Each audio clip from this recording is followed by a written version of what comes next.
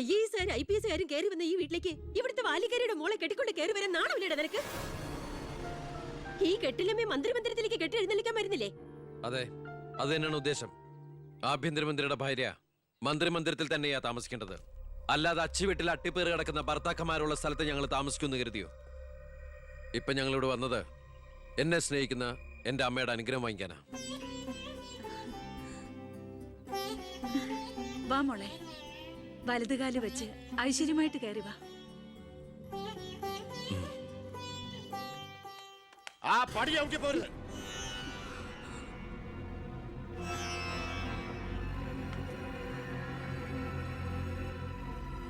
അച്ഛനെ എതിർത്ത് പറഞ്ഞും അച്ഛന്റെ നെഞ്ചത്ത് കുതിര കയറിയും അച്ഛനെ തോപ്പിച്ചും നീ ഒരു മന്ത്രി കസേര ഒപ്പിച്ചെടുത്തു.